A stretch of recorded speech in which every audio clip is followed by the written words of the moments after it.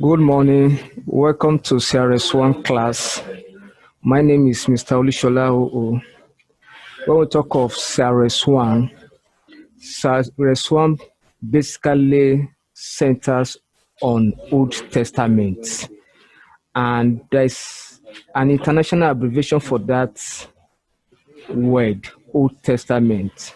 So the abbreviation for it is OT and is accepted all over the world. So it is an international abbreviation to the phrase Old Testament. So series one, basically we'll be looking at themes or topics from the Old Testament part of the Bible.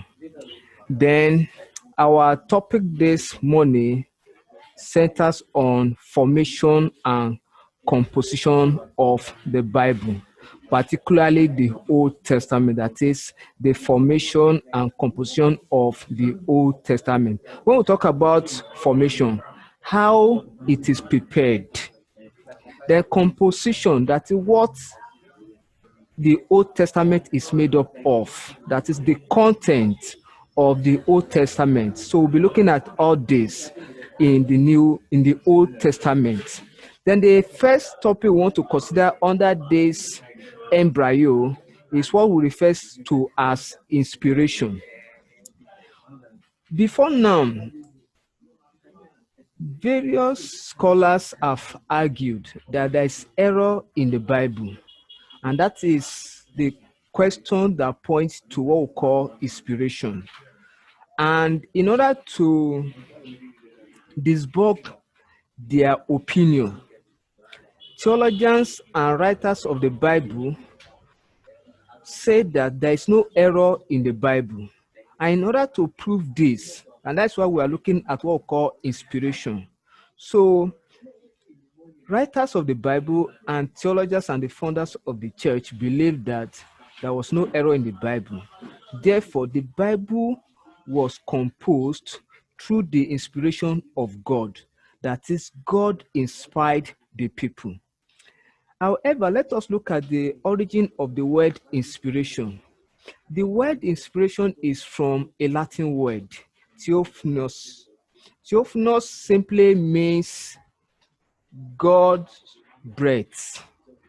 That is the meaning of the word inspiration from a Greek word, that is God breathes. That is God whisper to the minds or to the hearts of the people or the writers of the Bible. And to prove this, theologians quote from the scripture, 2 Timothy chapter 3, verse 16. It says, all scriptures were written through or by the inspiration of God for correction, for rebuke, and for this and so on and so forth. So this means that the Bible or the scripture as a whole was written through God's inspiration. So when we say God's inspiration, it means that God whispers to them. God takes control of their minds, although God deliberately used human mechanical to write the Bible. So unlike the Islamic scholars who claim that Quran was brought to them by Allah, or Quran was given to them by Allah, the Bible was not given to man by God. No. God used human authors or human writers to compose the write-up in the Bible. So the Bible did not drop from heaven or from any part of the universe. It was written by man, but God was in control of their mind. And that is what we call God's breath. It means that God inspired them. God was in their mind. God takes charge. And that is what we refer to as inspiration. So there was no any element or item of error or mistake in the Bible, because it was written through God's inspiration. Then let's quickly look at the meaning of inspiration. What is inspiration? Inspiration has been defined by different scholars, and there is no one particular definition to the concept of inspiration. When we talk about inspiration, according to Olusola, he says inspiration is divine communication from a divine being to mortal being. It simply means that inspiration comes from God because God is divine, then to human. That is what Olusola was saying about the definition of inspiration. Theologians also define that inspiration is the immediate influence of divine being on a subject. That is, God influenced them.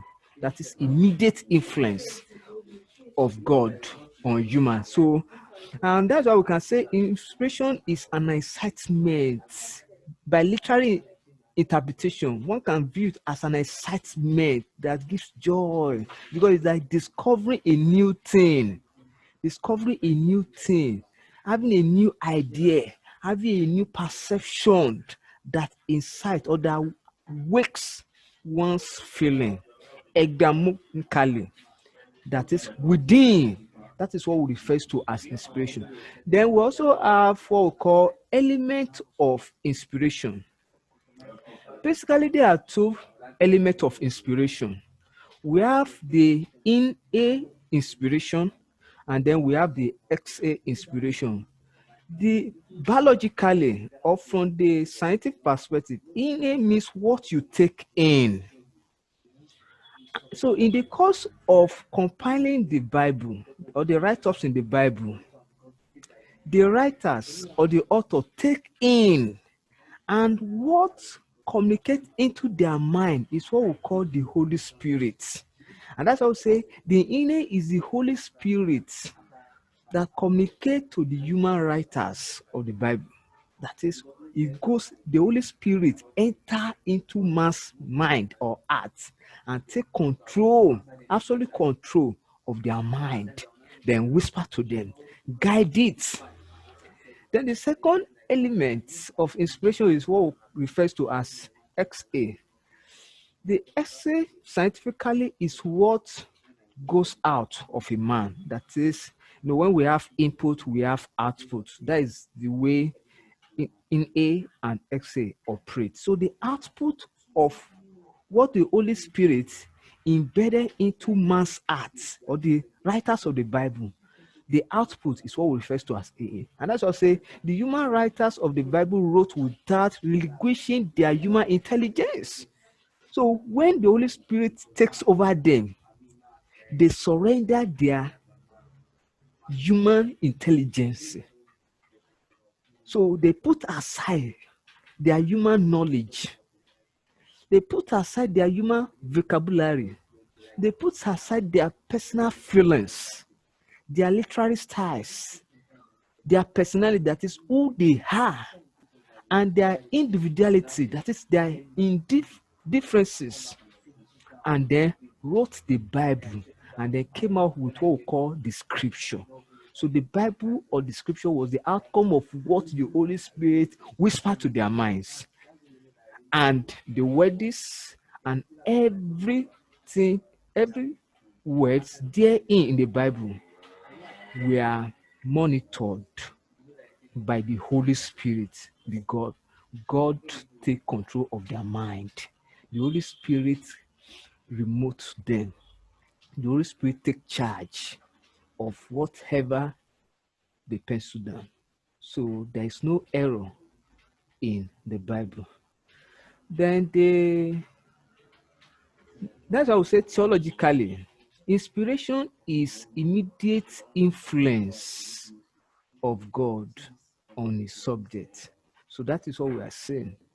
So we have come to the end of today's class. In our next meeting, we'll be looking at theories of inspiration. So we are going to talk about theories of inspiration in our next meeting. So please, if there's no question, we have this assignment for you. Differentiate between inspiration and imagination. Please do it. At least 70 English words. Differentiate between inspiration and imagination. Thank you. God bless you. Kindly continue to subscribe to our YouTube channel. Have a wonderful day.